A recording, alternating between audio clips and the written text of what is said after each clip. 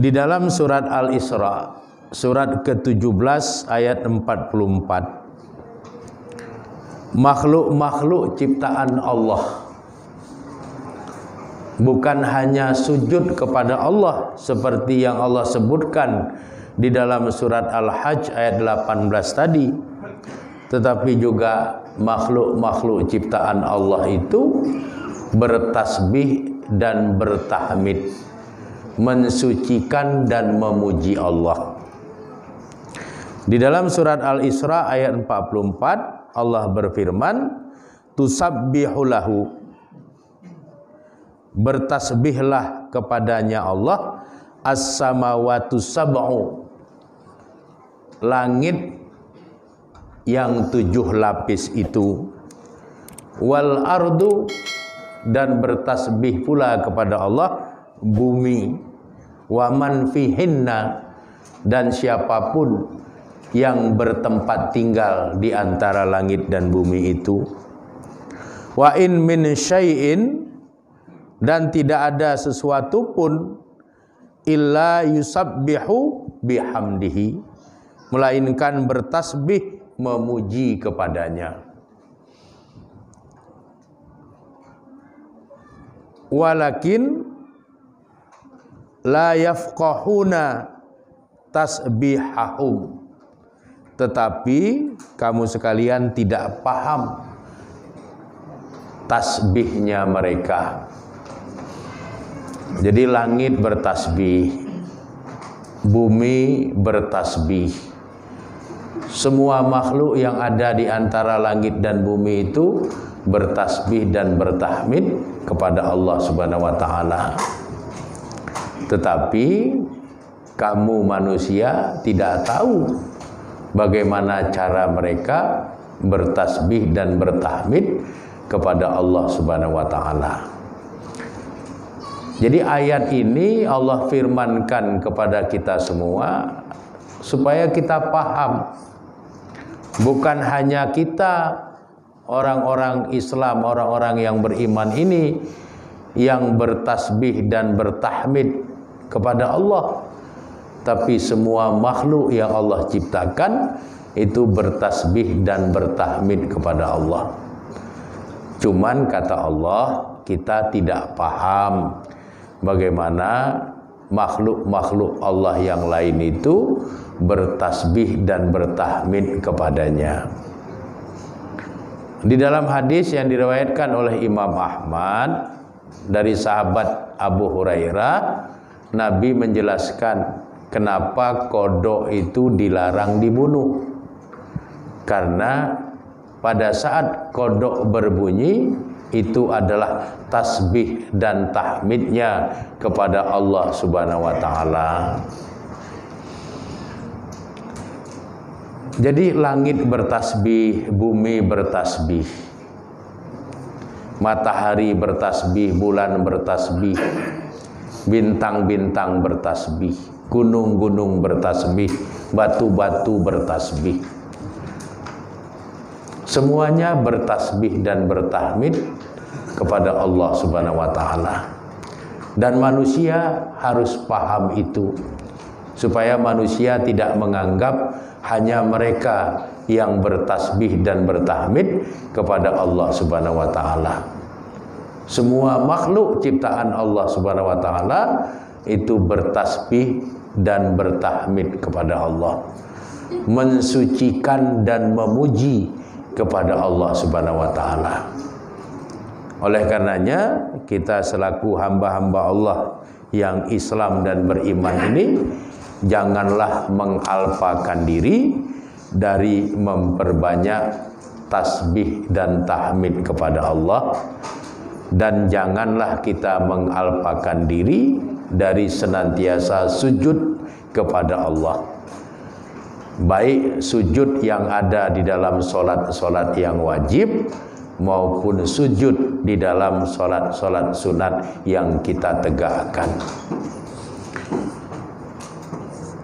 Kemudian di akhir surat Al-Isra ayat 44 itu Allah menutup firman-Nya dengan kalimat innahu kana haliman ghafura. Innahu sesungguhnya dia Allah, kana adalah haliman maha penyantun, ghafuran lagi maha pengampun. Jadi Allah itu maha penyantun lagi maha pengampun. Karena penyantunnya Allah dan maha pengampunnya Allah, kita diberikan solusi adanya istighfar dan taubat kalau kita berbuat dosa, baik kecil maupun besar. Kalaulah seandainya Allah itu tidak haliman ghafuran, tidak maha penyantun lagi maha pengampun, orang yang berbuat dosa baik kecil maupun besar niscaya celakalah mereka karena tidak ada solusi. Tapi karena Allah itu haliman maha penyantun, ghafuran maha pengampun, maka apabila seorang hamba Allah melakukan kesalahan, Allah memberikan solusi.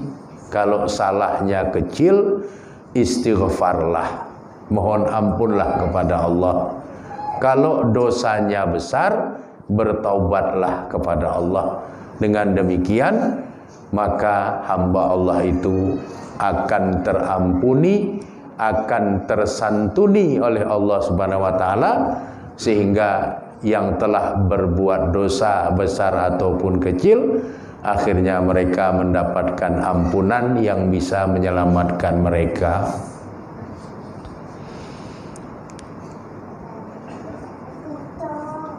Di dalam surat Al-Hajj ayat 9, Allah mengingatkan kepada kita agar kita tidak menjadi orang yang sesat dan tidak menjadi orang yang menyesatkan orang lain dari jalan Allah. Karena siapapun yang sesat dan menyesatkan orang lain dari jalan Allah, lahu baginya fid dunya khizyun, dalam kehidupan dunianya dia akan mendapatkan kehinaan. Wa nuziquhu, dan kami rasakan kepadanya yaumal kiamah, nanti pada hari kiamat, azabal harik, azab yang membakar.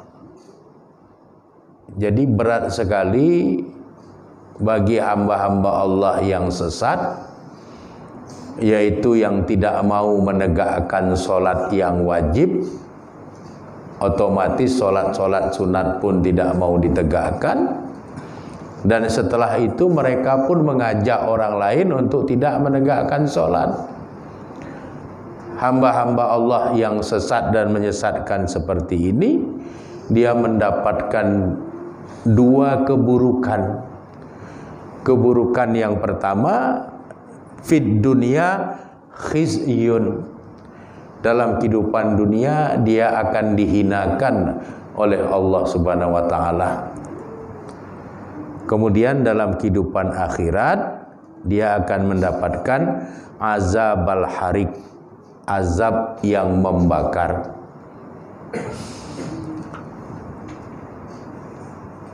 Kemudian di dalam surat Ali Imran, surat ketiga ayat 192, Allah berfirman, Rabbana, wahai yang maha memelihara kami, innaka, sesungguhnya kamu, man tudkhilin nara, ya, sesungguhnya orang yang engkau masukkan ke dalam neraka, faqad akhzaitahu, maka sungguh engkau telah menghinakannya. Jadi di dalam surat Ali Imran ayat 192 ini Allah berfirman, siapapun yang Allah masukkan ke dalam neraka, maka sungguh dia telah dihinakan oleh Allah Subhanahu wa taala. Orang Islam karena imannya, kalau dia banyak melakukan dosa-dosa besar, dia akan dimasukkan ke dalam neraka jika pada saat hidupnya dia tidak bermohon ampun dan tidak bertaubat. Setelah dia menjalani hukuman di dalam neraka, dia akan dimasukkan ke dalam surga, tapi kondisinya tetap mencerminkan bahwa dia adalah mantan dari neraka. Jadi ada orang-orang atau hamba-hamba Allah yang masuk surga tanpa hisab. Ada orang yang Islam dan beriman masuk surga dengan hisab. Ada juga orang-orang Islam dan beriman yang masuk surga setelah terlebih dahulu masuk ke dalam neraka. Jadi ada 3 tipologi penghuni neraka. Ada yang masuk surga tanpa hisab, ada yang masuk surga dengan hisab, ada yang masuk surga tapi via neraka. Yang masuk surga via neraka itu di keningnya ada tanda, ada tulisan Jahannamiyun, mantan neraka jahanam. Jadi sama dengan orang waktu hidup di dunia, pernah masuk penjara karena kejahatan, maka disebut mantan napi. Kalau dia kembali ke masyarakat, mantan napi. Begitu juga orang yang masuk surga dengan terlebih dahulu dia sudah dihukum di dalam neraka. Ada tandanya Jahannamiyun, mantan jahanam. Jadi beda. Dan itu salah satu bentuk penghinaan Allah kepada orang-orang yang tidak menegakkan sholat, yang tidak pernah sujud sama sekali di dalam kehidupannya, dan tidak pernah mohon ampun, tidak pernah bertaubat. Oleh karenanya kita harus berhati-hati dalam menjaga sholat kita. Dengan demikian kita akan tetap terus sujud kepada Allah Subhanahu wa taala.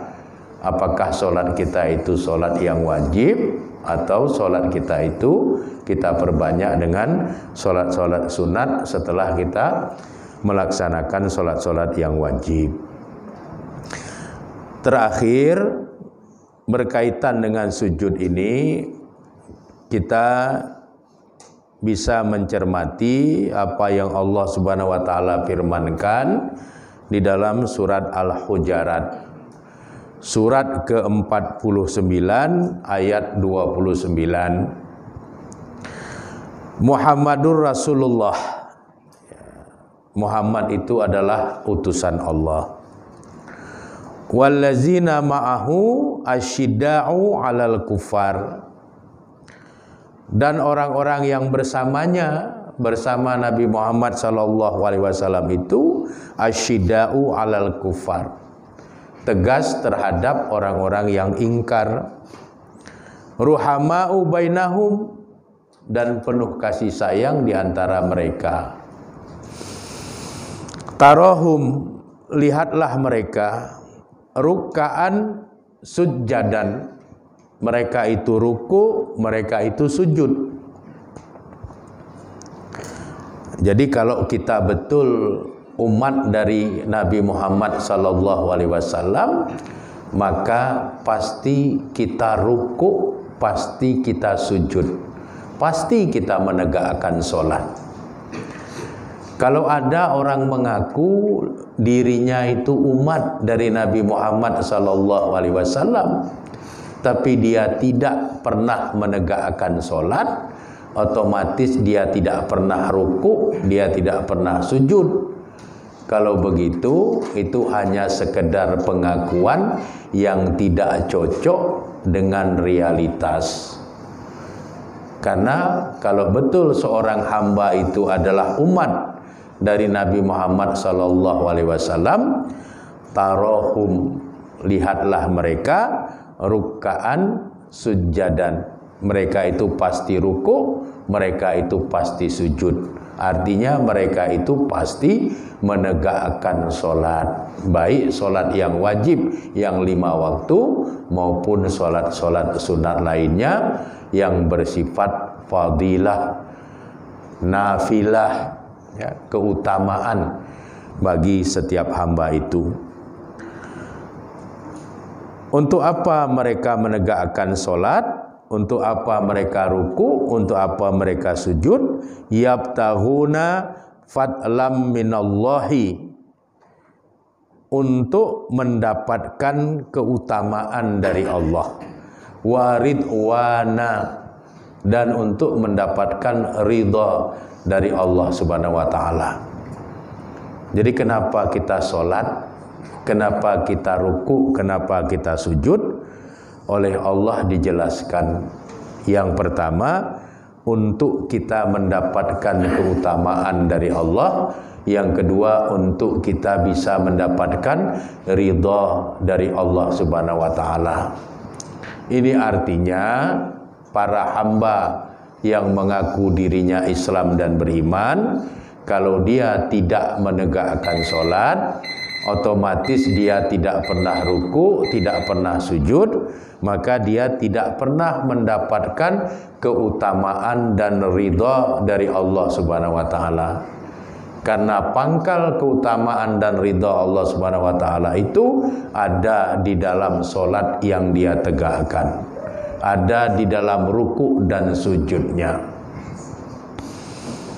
Kemudian di dalam ayat ini Allah juga berfirman, simahum, perhatikanlah mereka, fi wujuhihim, di wajah-wajah mereka itu, min asari sujud, ada bekas-bekas, ada jejak-jejak sujudnya. Para mufassir mu'tabar memberikan penjelasan bahwa orang-orang yang menegakkan sholat nanti dalam kehidupan di akhirat terlihatlah jejak-jejak sholat yang mereka tegakkan itu. Sebagaimana orang-orang beriman berwudu sebelum mereka sholat, dari anggota wudunya itu akan memancar cahaya yang menandakan mereka itu adalah umat dari Nabi Muhammad sallallahu alaihi wasallam. Jadi sujud punya 2 manfaat besar bagi orang-orang Islam dan orang-orang yang beriman. Manfaat besar yang pertama, secara jasmani menyehatkan. Ada 10 item penting yang didapatkan oleh orang Islam dan beriman yang sujud di dalam sholatnya, seperti yang sudah saya jelaskan tadi. Kemudian secara spiritualitas, sholat itu adalah ibadah yang bermanfaat untuk seorang hamba mendapatkan kemuliaan dan terhindar dari kehinaan dunia maupun akhirat. Kemudian dengan sholat yang di dalamnya ada sujud itu membuat seorang hamba akan mendapatkan keutamaan dan mendapatkan ridha dari Allah Subhanahu wa taala. Jadi inilah Bapak dan Ibu-ibu yang perlu kita perhatikan supaya kita terus menjaga sujud-sujud kita sampai akhir dari kehidupan kita di alam dunia ini. Demikian saja, mudah-mudahan bermanfaat. Kurang dan lebih saya mohon maaf. Kepada Allah Subhanahu wa taala saya mohon ampun. Hadanallah wa yakum ajma'in. Wallahu a'lam bisawab. Walhamdulillahirabbil alamin. Assalamualaikum warahmatullahi wabarakatuh.